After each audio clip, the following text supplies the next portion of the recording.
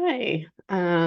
So if you're watching this video, it means our connection didn't work out and I'm not able to do this live from the computer. So I apologize. I apologize for not being there in person. I'm due to have a baby any day now, so couldn't make the trip. So I'm sorry you have to put up with a video. I know videos are never fun for a lecture. But thank you for your patience as we go through this. Michele's a physical therapist and coach as well. So if you have any questions in person or need demonstrations in person, certainly you can ask him or you can reach out to me. I'll give my email during this presentation. But I'm going to talk to you guys about the movement portion of this series. My name's Dr. Alex Furtado. I'm a physical therapist and a performance coach. And I've been working with advancing athletics for a few years now. Went to school with Michele. We did Warrior Fit, which was a training program for the Massachusetts National Guard. And then we've done things for tactical athletes since.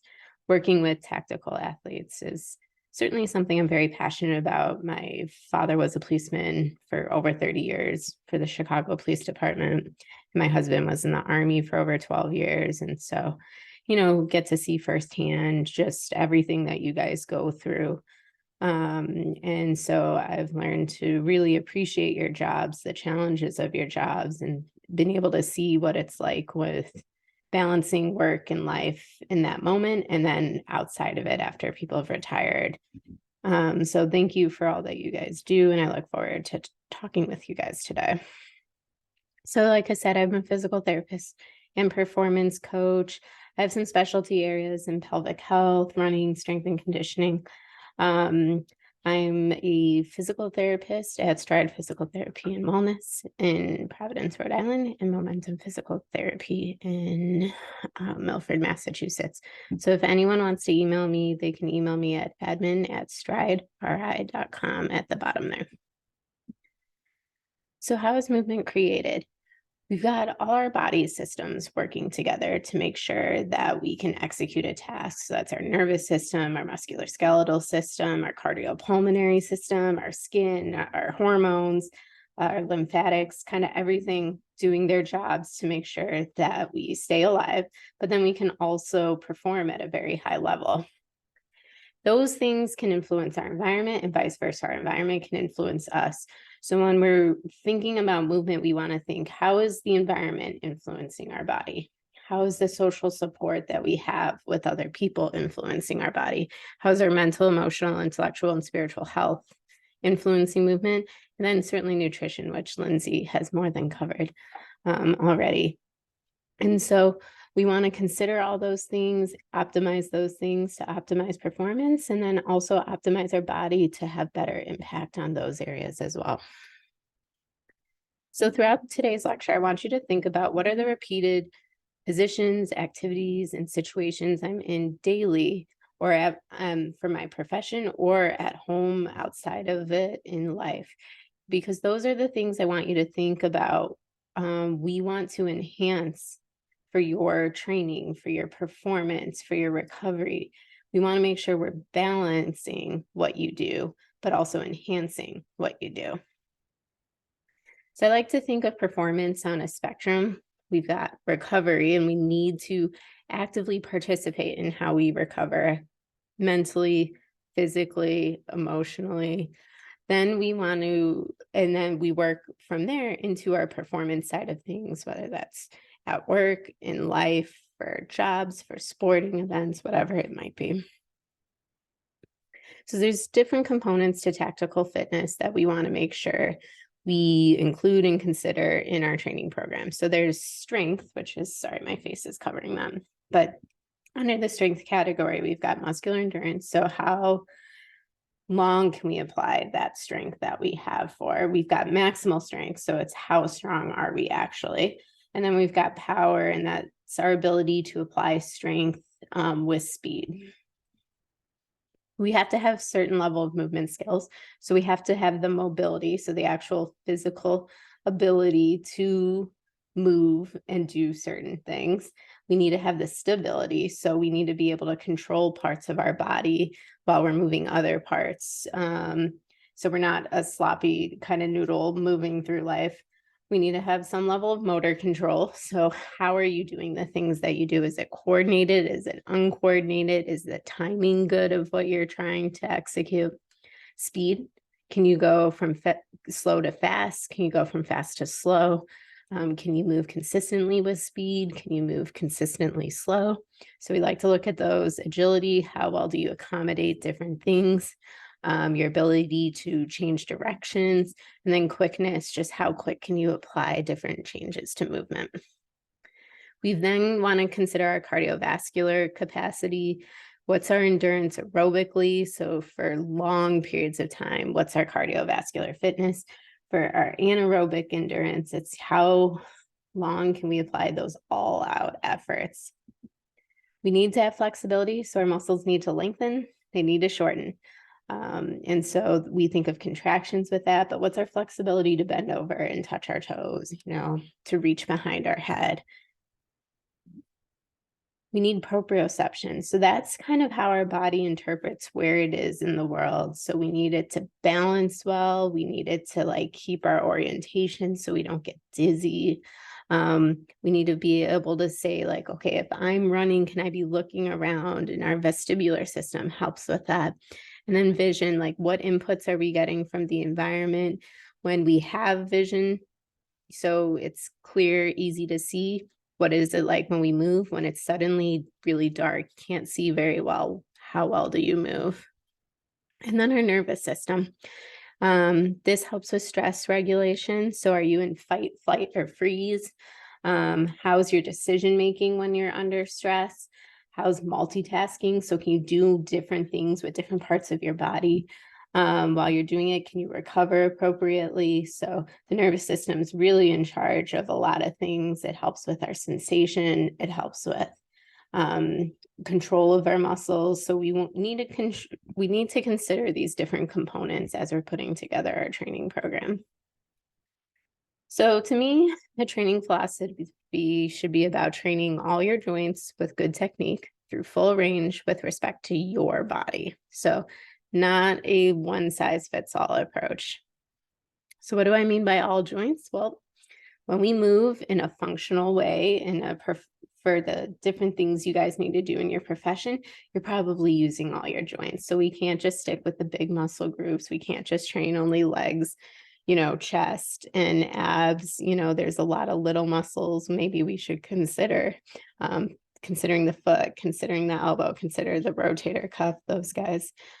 So we want to train the whole body as best we can through full range. And what I mean by full range is, what is the joint mobility you have? So a joint is where two bones meet. So we think of the ankle. How well does the ankle move with respect to the joint itself and those bones?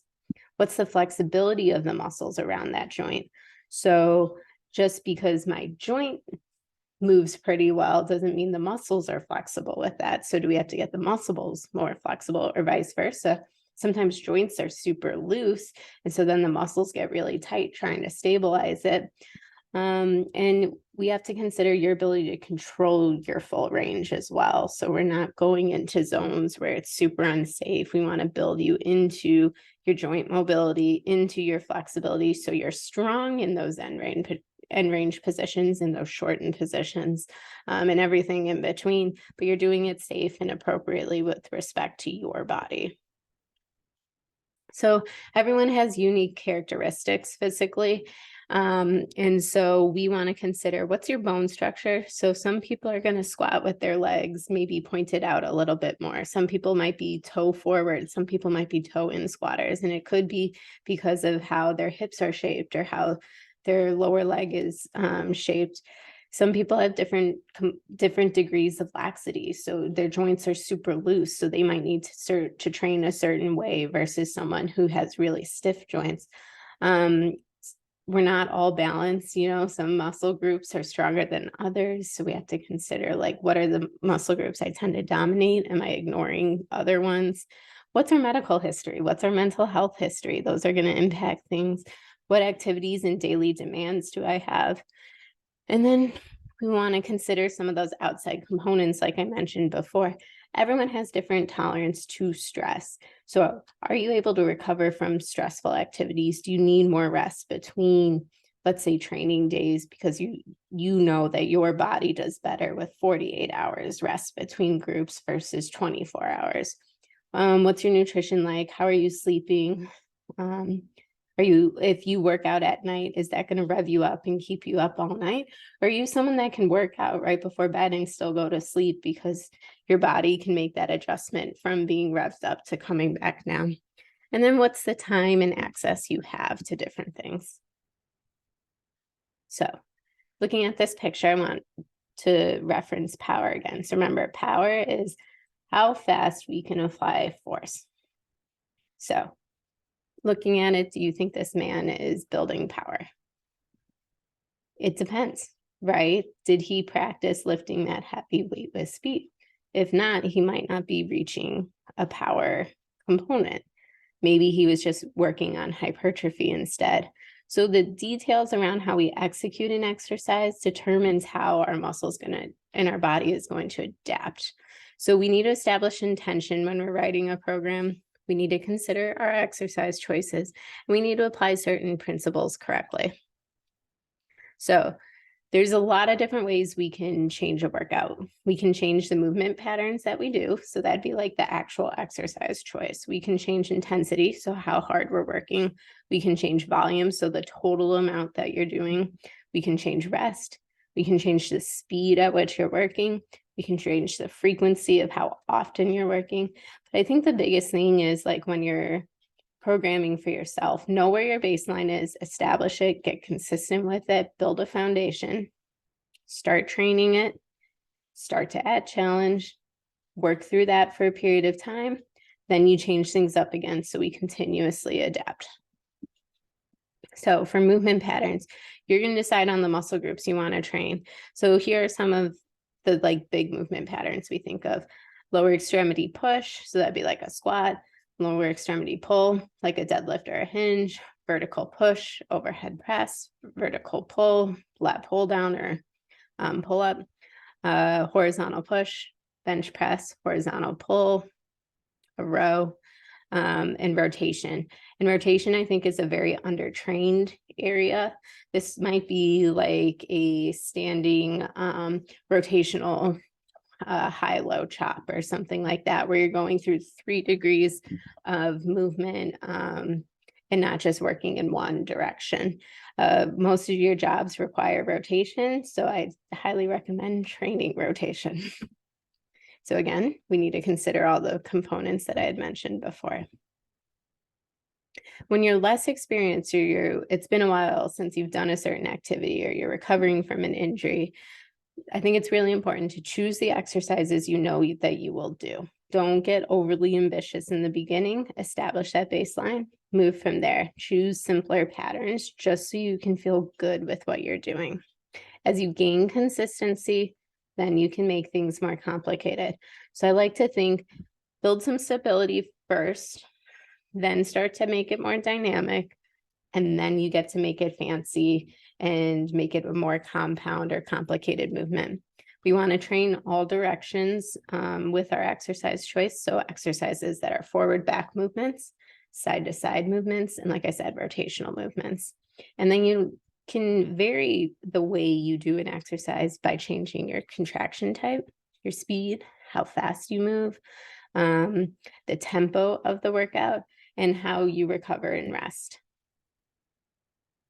Additional ways to complicate, as I said, once you've earned it, start adding decision-making, mental games while you're working out, because all of you guys have to make decisions while you're under physical stress. So it's really important to be able to train that clarity of, like, can I concentrate doing something else while I'm physically moving and my heart rate's up, I'm sweating, my muscles are sore, I'm getting tired, it's the end of my workout. How am I doing with dual tasking and then being required to do another thing that involves, that mental concentration? You can change sensory stuff. So, you can change your vision. You can change the sounds that are around you. You can change the surface that you're working on. You can practice tasks after a high intensity bout, and then practice it when you're recovering and go back and forth. And it's like, can I bring myself down to do a task? So you finally aren't chasing and running after someone. Can I slow things down, do a task, make it clear, and then can I immediately rev things back up if circumstances change? Develop down regulation strategies to help you regulate your fatigue and mental clarity. So again, that's allowing yourself figuring out, how do I bring my heart rate down? How do I recover muscularly? How do I recover cardiovascularly? How do I recover stress-wise? So I can be as clear as possible when I'm doing things. And then again, you can change the implements that you use, the equipment you have, the positions you're in, timing, speed, surface, all that stuff. So intensity. This is going to be in your handouts. You don't have to like write all this. I'm sending you this PowerPoint, or you can even have this video. So we're going to cover these different types of things. So hypertrophy is basically you're targeting a muscle group to add muscle mass to it.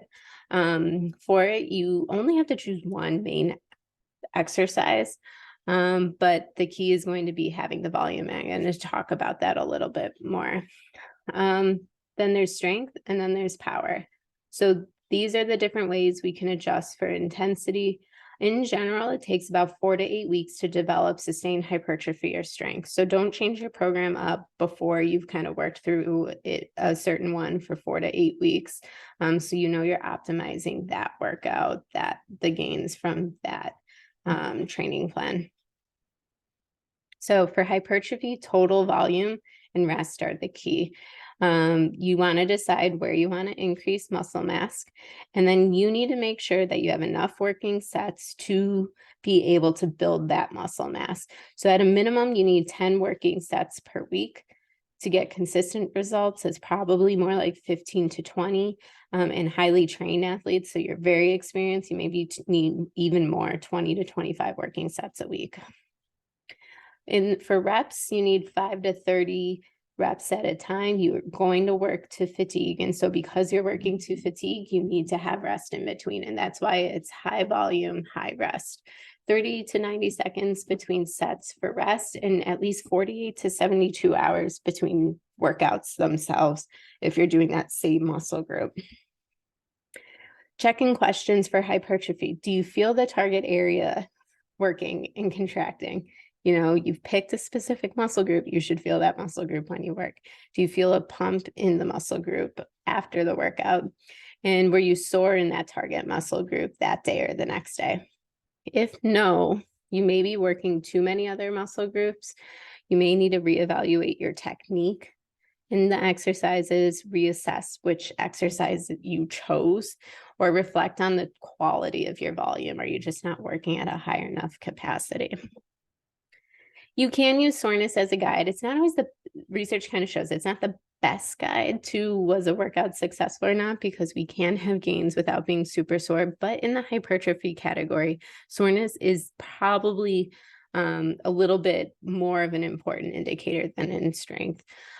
So targeting like 3 out of 10 soreness during the workout itself, because we want you to work in fatigue. Having a greater than 3 muscle pump after, greater than 3 soreness the next day.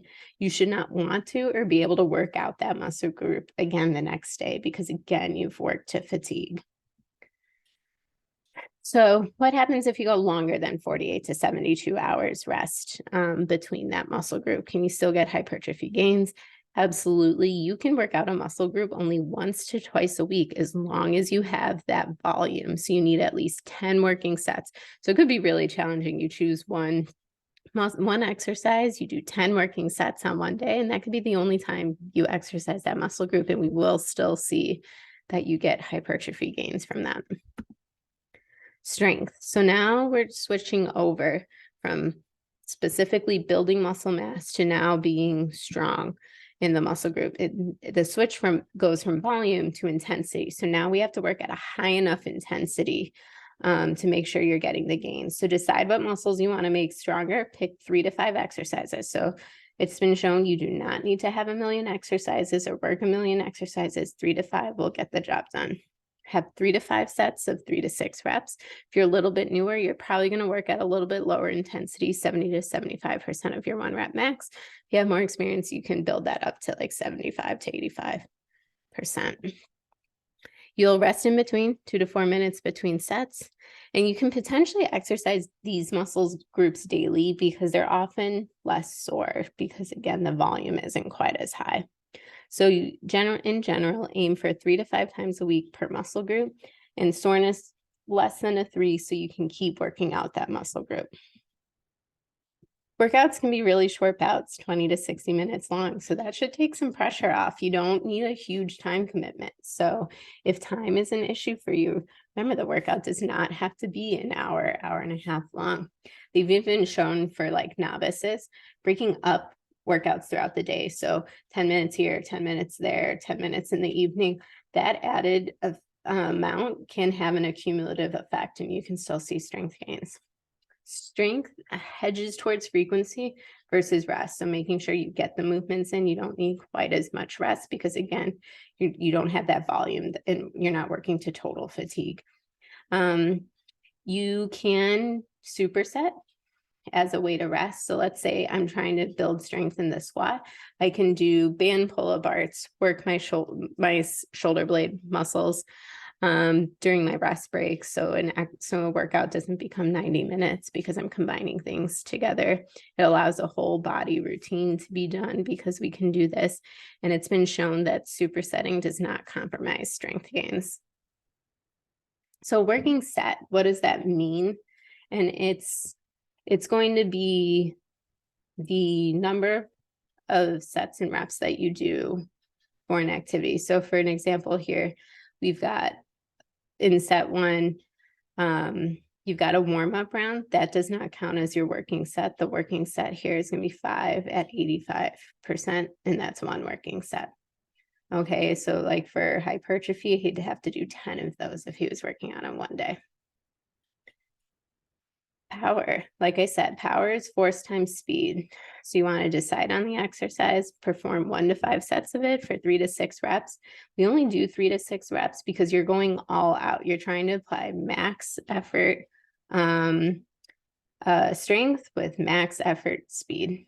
So when you've built it there, most people are going to work between 40 and 70% intensity. So that max effort force, it's not the heaviest thing that you can lift. It's can I apply as much effort in that force? So by intensity, I don't mean it's max effort, like 1 rep max. It's 40 to 70% of probably your 1 rep max, but you're doing it as quickly and as hard as you can. It's often performed at the beginning of the workout because, again, we don't want you totally fatigued muscularly that it's unsafe to move something at 40 to 70% intensity with speed. You want to rest in between because we want these efforts to be quick. You can perform power exercises daily with respect to your workout routine. Quality technique, we want that to be clean. We want it to be fast, and you really shouldn't have soreness from these exercises. So how do we enhance our workouts? So the intent to move is a really powerful thing. Our internal thoughts are going to influence our results. So did you strive for the adaptation that you wanted? So like, do you know what you're working for? Are you just going through the motions of your workout? Cut something short and do it well. I'd rather it be really high quality than just doing something to try to get through it. If it's sloppy, if you can't work at that intensity that you want to, like, make an adjustment. That's not the day to just kind of like walk through things. Your gains won't be the same if you do. If you're not getting results, check your technique, check the angles that you're moving at, and reevaluate your plan. Gain input from the environment. So that might be, do you need mirrors to kind of see what positions you're in? Do you need tactile input? So like actually tapping a muscle before you start to use it can help us connect with the area we want to work, or using bands around our hips at the same time that we're squatting. So we have that input to make sure we're firing our glutes as we go. Assess your conditions. So again, nutrition, hydration, stress levels, sleep, all of this is going to impact how well you work out. So like I said, the contraction type, can also change or influence what gains you get. So we have eccentric contractions. And so that with eccentric, I like to think length and strength. Okay, so that's the slow lengthening of a muscle. So if we think of a bicep curl, you're going to go from the straight position to the bent position. The eccentric lengthening of the bicep is slowly straightening out that curl. So my bicep is lengthening, it's slowing down the deceleration of my arm going down. We can develop foundational strength with these. So the eccentric exercises are great if you're starting out on something, it's been a while, you're recovering from injury, or there's an area of weakness that you really want to kind of like get stronger as quick as possible. It's often used for hypertrophy because, again, it takes a lot to control that lengthening of the muscle. And so as the muscle breaks down to control that motion, we add more muscle mass to that area. It can be used to break down challenging movements. So if you really struggle at the bottom of the squat, well, let's work on slowing down the lowering phase of the squat, gain control there, and then come back up. It's good for areas that we feel tighten. So if you're someone who stretches and stretches and stretches and they roll and they do all the mobility stuff, but you still feel super stiff in a certain area, sometimes lengthening that area through strength can actually give us the flexibility that we need there. It's also really effective for tendon strengthening. And this is especially important for like our aging athletes. We lose some of that ability for the tendon to kind of accommodate movements. And so when we eccentrically load the tendon, it pulls the bone and it has to kind of lengthen with the muscle, kind of strengthening the area around that connection point of the tendon to the bone. So great for like Achilles stuff. Because when we run, when we jump, that Achilles has to lengthen, has to shorten. If we're only working on calf raises and we're never working on that lengthening part, that's where the person goes to jump and suddenly they go down with a ruptured Achilles because that tendon just couldn't accommodate that lengthening phase. You will get fatigued with eccentric stuff because it's hard to do. And it usually is working through our full range because we're going from the shortened position into the lengthened position. So it's very common to get sore. So you need to consider that, am I okay getting super sore in this muscle group? How am I going to adjust the rest of my training plan because of that? Concentric exercise is the shortening phase. So of the bicep curl, it's going to be that. So what we think of when we do the curl is the bending of the elbow. That bicep is shortening as you go. You want to make sure we work out our concentric muscle groups or contractions in the different planes of motion, like I said before, forward, backward, side to side, rotationally. Isometrics are our ability to hold a position. So this can help build endurance. It helps build stability. So can we hold certain positions for a period of time? Really like it to work through stick points. So if there's like an area of like your bench where you feel like you get stuck, this could be a great place where we do some pauses right below that place. Pause at that place, pause right above, then work through the motion, take some time to go through each of those phases, but it can help us get through those stick points. It can also be great for pain modulation. So if there's areas where we can work in a zone or we have some hypermobility and we need to bring some stability to an area, we can use isometrics to help give us stability, help modulate our pain. Pulsing is coming in and out of a position. So again, we think of the bicep. So let's say we go to 90 degrees, we go up and down in that position.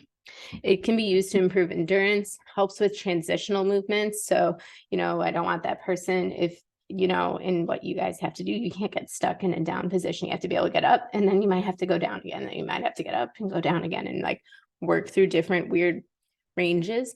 And so if you're pulsing, in a workout, you can work some of those positions where you're just coming in and out, not getting stuck in areas that maybe are difficult for you to transition out of.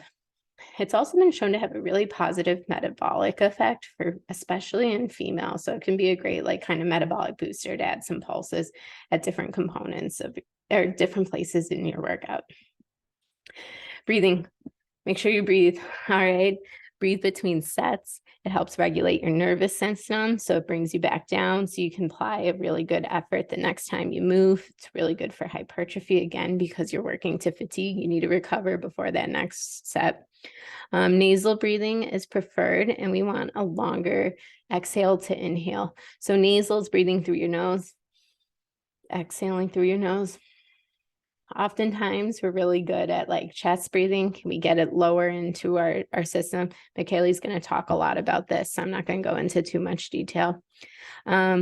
We use breathing to help manage our intra-abdominal pressure. So we should not have to breath hold for easy tasks. Okay, you should be able to breathe through easier exercises, easier tasks. Certainly at a certain level, when something becomes very difficult, we need a breath hold to add that added stability. But if I'm breath holding to do my ab workout, like if I'm breath holding to do dead bugs, I'm using pressure to stabilize me versus my abdominals to stabilize me. So it's almost cheating what I can get out of that exercise. So just be aware of like how you do things. Are you holding your breath for really easy tasks? Do you hold your breath to stand up from a chair, to go up the stairs? If so, start exhaling. We don't need to have that pressure in our system. And again, if you do find that you breath hold, one trick to help you get through it is exhale on exertion. So if I'm doing a squat, I might inhale on the way down, and then on the exertion of coming up, that's when I would exhale and blow out. Nasal breathing after workout can be really effective. Our nasal system's connected to some of our fight or flight triggers. And so the research shows that if we emphasize some nasal breathing after a training, we can recover better, and the results are a little bit better from that training session. So you don't want to wait too long, though. It's a pretty short window after. So it can be right as you're changing in the showers, on the drive leaving. But it changes our recovery, and it can help manage that adrenaline crash that we get after a workout. And it could be as little as 1 to 5 minutes. So it does not have to take a long time either. And no one has to see you doing it. So endurance. So we've got muscular endurance, we have long duration endurance. And that's like kind of thinking like, how do I use strength to gain endurance? But we've got anaerobic, so those high intensity efforts. And then we have aerobic. Again, this is in the PowerPoint you'll be getting and the handout. So where are you starting at, and what are you at proficient at to meet the training demand? So for muscular endurance, 3 to 5 rounds of 12 to 100 reps. And it's usually in a movement that you feel pretty confident in. Exercise should not be eccentric in nature when you're doing endurance stuff, because again, eccentric stuff really overloads the muscle. And you probably don't want it to be high impact stuff. We don't want 100 reps of burpees. Okay. Sets are close to failure in the moment just because you're doing so many of them. It's not a really heavy weight. It's just very high volume.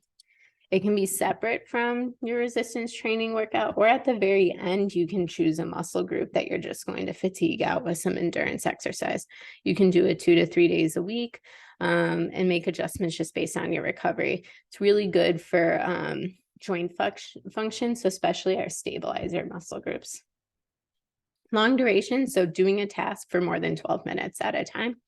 So choose an exercise that you would want to do for 12 minutes. And you want to be able to keep good form for that amount of time. So this is where we start thinking about, okay, it's probably going to more look like running or swimming, biking. I put eccentric and non-eccentric. You might more think like impact versus non-impact. And can your body tolerate that when you're choosing it? So it can be separate, or at the end of a resistance training workout, you can do it 1 to 3 days a week. The interference effect, people a lot of times will ask, if I do a long duration thing at the end, like should I do my run before I work out, after I work out, on a different day? Can be the same day as your strength training. It's only when you're at a really high strength training or like hypertrophy training level where you might see a little bit of interference with things. So consider it mainly with that. But if you're just doing general strength and you're keeping fit for your job and stuff, there won't be that interference effect that you have to worry about. For anaerobic endurance, this is you going in really high efforts for short periods of time. And then there's a recovery and a rest in between. So a lot of times it looks like interval type stuff. So you might move for 30 seconds and then rest for 10 seconds. You want exercises that you have good technique for, where you can move quickly and at a very high effort for that amount of time. Your heart rate should be up. You should be working at close to your VO2 max. For best results, you want to last at least 30 seconds, but it's okay if you have to build your way there. This can be separate, or again, at the end of resistance training, you can do it one time every other week to 3 times a week and just adjust as you need. For anaerobic stuff, I like to think, where did you fail? If you were doing sprints, was it your heart that kind of gave out and your breathing that gave out, or was it your muscles that gave out and your legs just couldn't go anymore? And that can help influence, like, okay, if it's my legs going out, I might need to train a little more strength and a little more endurance. If it's the heart rate that's giving out, you need to add more of this anaerobic training in. Again, minimal interference with training effects. They've actually shown some anaerobic work is complementary to hypertrophy. It can have a negative training effect as a whole if you're not recovering, though. So if your stress response is in overdrive, because anaerobic activity is working at such a high level, really puts you in a high stress zone. So if you're not recovering, heart rate's not coming down, you're not sleeping, you're having issues with your workouts, you might be on overdrive, and anaerobic workouts might not be the exercise for you. So you want to make sure you down regulate for sure after these types of workouts.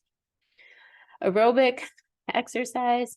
So this could be long duration things, like a 6-minute run, 2-minute walk, going back and forth with intervals like that, or you go out for a 45-minute run or swim. Heart rate's around 80% for a minimum of 2 to 6 minutes of work. It needs to be long enough that it's longer than these 30-second bouts that you were doing before. And they're often, because they're more of a time demand, done on their own day. So you can do them 1 to 3 times a week. For aerobic stuff, progress slowly, because it is a different demand. It's asking us to do something for long periods of time. So we need to make sure that we can tolerate it. So for eccentric-based activity or impact-based activity, we don't recommend generally increasing your volume more than 10% per week. It might be a little bit if you're a total novice, but once you get to a certain level, slow progression so your body can make adjustments and recover.